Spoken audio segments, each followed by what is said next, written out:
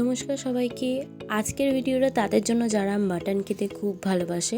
Personally আমিও mutton খেতে ভীষণ ভালোবাসি, তাই সবার জন্য নিয়ে এসেছি মাটনের রেসিপি। এখানে আমি নিয়ে নিয়েছি নুন, হলুদ গুঁড়ো, লঙ্কা গুঁড়ো, কাঁচা লঙ্কা, ধনে জিরে গুঁড়ো, সর্ষের তেল দিয়ে আমি মাটনটাকে খুব ভালোভাবে ম্যারিনেট করে নিচ্ছি। এবার নিয়ে নেবো আমি গরম মশলা। গরম মশলাতে নিয়েছি তেজপাতা, একটু গোটা গরম মশলা, ব্যাস ফোড়নে দিয়ে দিলাম। তেলের ওপরে তেলটা একদমই অল্প নিয়েছি, তার মধ্যে দিয়ে দিলাম গরম মশলাটা, দিয়ে পেঁয়াজ কুচিগুলো ঝিরিঝিরি করে কেটে ওর মধ্যে দিয়ে দেবো। পেঁয়াজটা ভাজা ভাজা হবে ততক্ষণ আমাকে সবাই জানাও যে কে কোথা থেকে দেখছো, কমেন্টে কিন্তু লিখে জানাবে। আমি ইউটিউব জার্নিতে প্রথম এসেছি, তাই আমাকে সবাই একটু সাপোর্ট করে দিও। তো মাটন হবে আর বেগুন ভাজা হবে না। বেগুন ভাজা কিন্তু বাঙালিদের খুবই প্রিয়।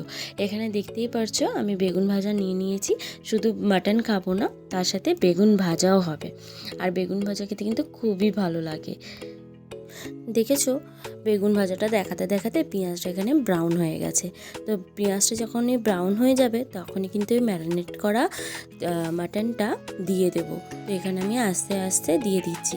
ক্যামেরা ধরার কেউ ছিল না, তাই আমি একাই ক্যামেরা ধরে করে নিলাম। তো সবাই একটু সাপোর্ট করে দিও। এখানে দেখো মাটনটা এখানে কষা হচ্ছে, ভালো করে কিন্তু কষিয়ে নিতে হবে। আর মাটনটা যখনই করবে সর্ষের তেলের মধ্যে করবে। সর্ষের তেল দিয়ে করলে কিন্তু মাটনটা একটু ভালো টেস্ট লাগে।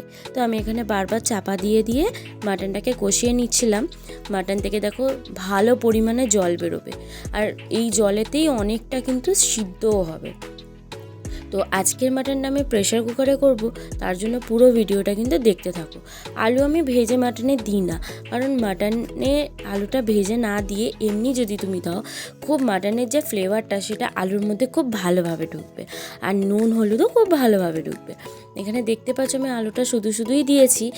আর এখানে মাটনটা কিন্তু প্রেশার কুকারে দিয়ে দিয়েছি।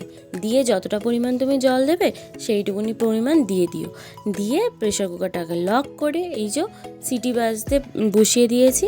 এবার যতক্ষণ না 5টা সিটি পড়বে ততক্ষণ অবধি প্রেশার কুকারটা এরকমই ঝুলে বসে থাকবে।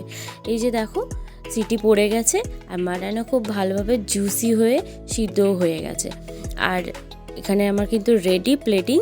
তো নিয়ে নিয়েছি মাটন কষা, এখানে সাদা ভাত আর বেগুন ভাজা। দিনে হোক বা রাতে, যে কোনো টাইমে এই মাটন কষা দিয়ে ভাত খাওয়া, এই স্বাদটাই কিন্তু সেরা লাগে।